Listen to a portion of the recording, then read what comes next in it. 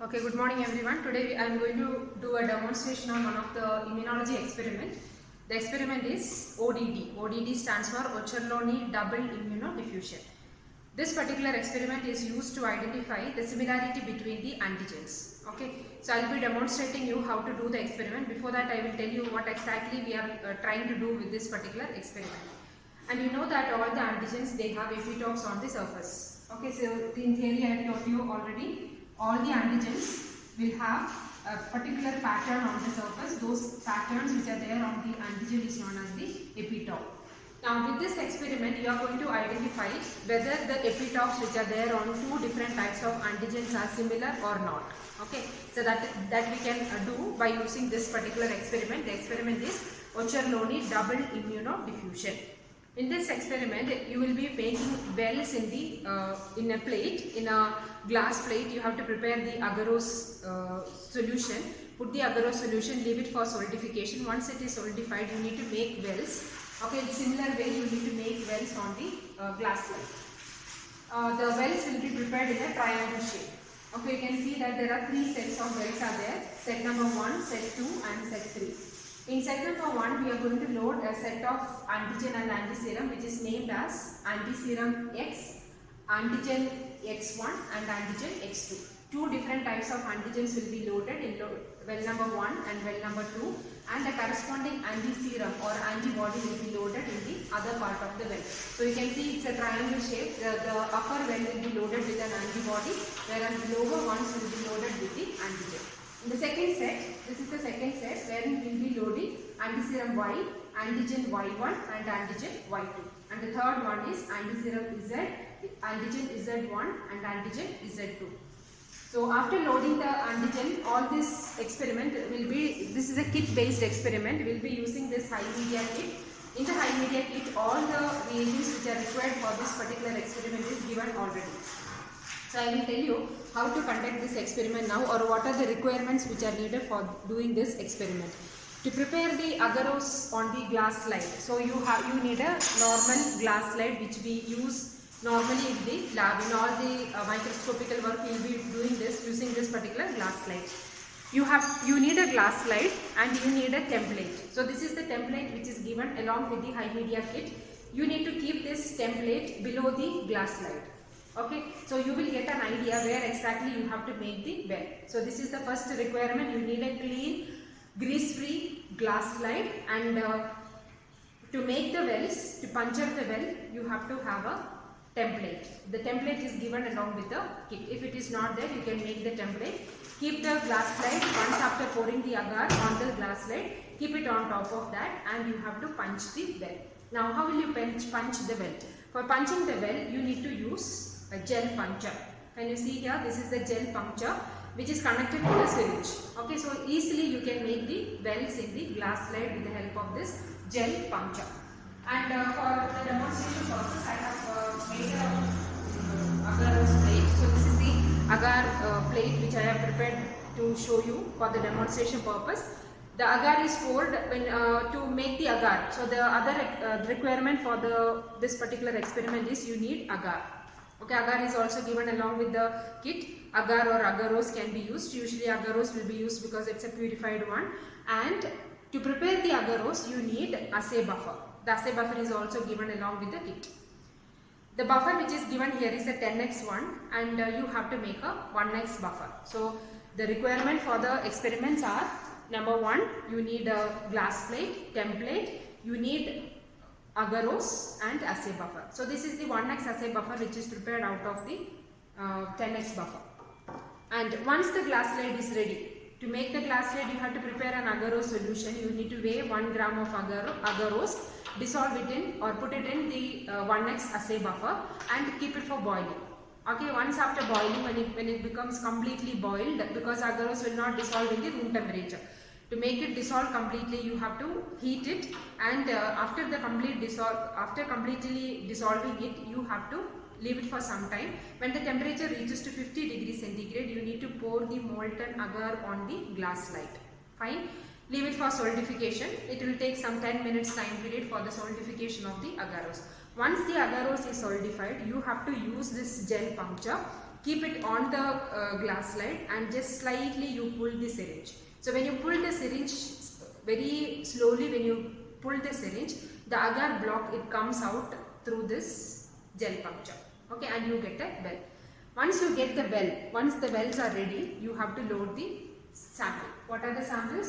Antiserum X. So all the samples are given along with the kit, and antiserum, 3 antiserums are there: antiserum X, antiserum Y and antiserum Z, and the corresponding antigens are there: antigen X1, antigen X2, antigen Y1, antigen Y2, antigen Z1 and Z2.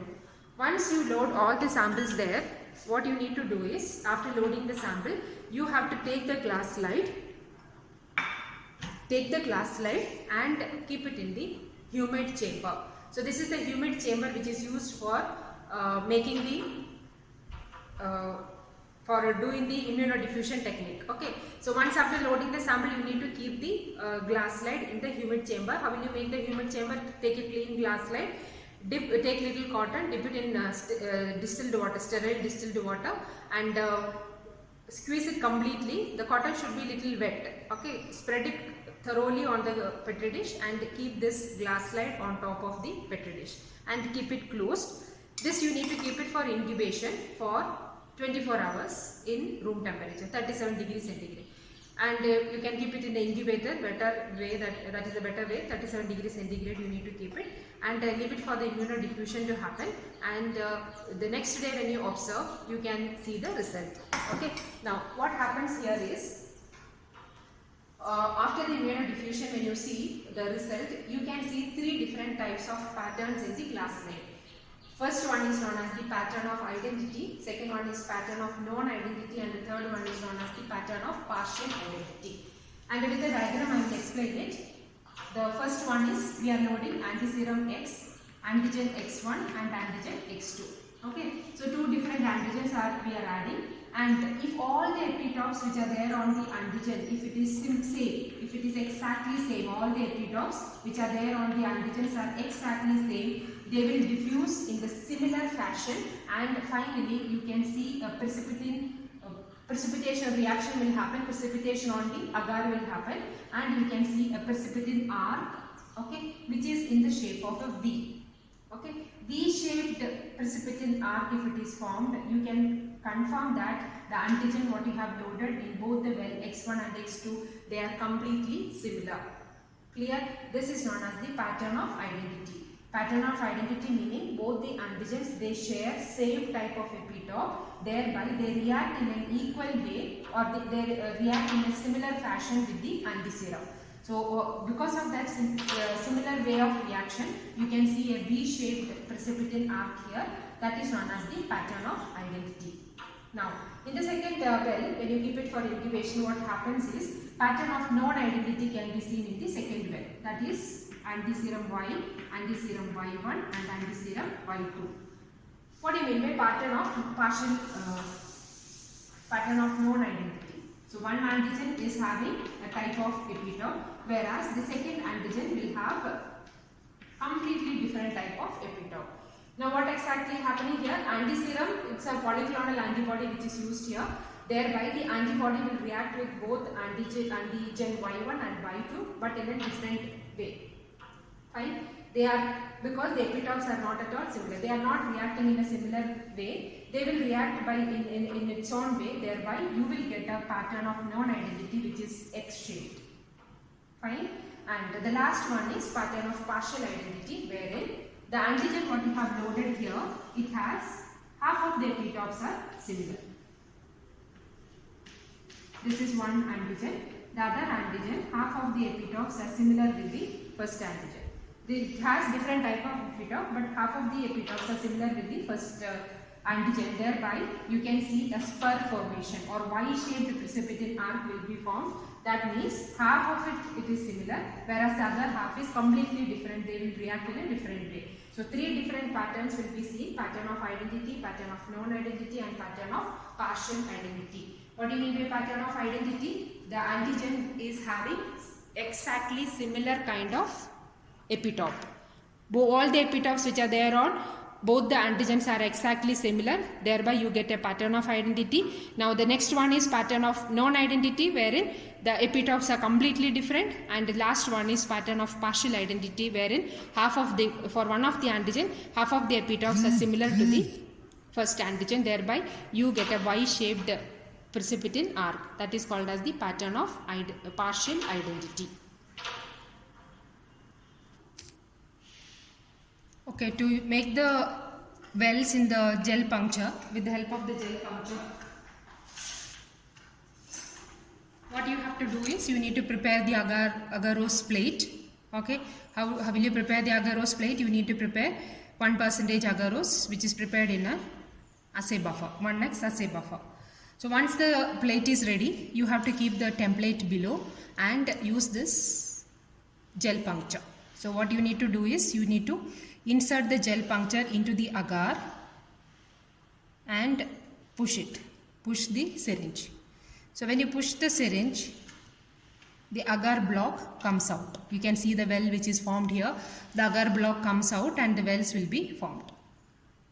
So similarly, you need to make wells in all the plate.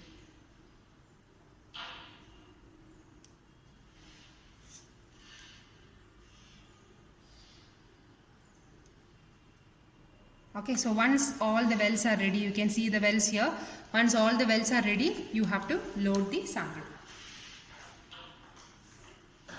For loading the sample, you can use a micropipette, 20 microliter micropipette, because we are loading 10 microliter of the sample in each well. So you need to take the sample, okay, and use a micropipette and load it into the well. In all the wells, the first well we are going to load the antiserum X, antigen X1 and X2. Second set of well it is Y1 and Y2, and the third one is it is antiserum Z and antigen Z1 and the Z2. So once after loading the sample, what you need to do, you need to take the plate, keep it in the humid chamber and keep it closed. What is the temperature required for incubation? 37 degrees centigrade, and you need to keep it for 24 hours. So you can see the result here. Now I will show you how the result appear in the glass slide once after the experiment. So you can see here, I think it is seen in the first well it is X. You can see that there is a V-shaped precipitin arc formation. In the second set of well there is an X-shaped one, and in the third one there is a Y-shaped precipitin arc. What does it indicate? In the first well it is pattern of identity, second one is pattern of non-identity, and the third well it is pattern of partial identity. Okay, so it's a very simple experiment which is used to identify the similarity between the antigens, or similarity in the epitope of different type of antigens. Okay, thank you.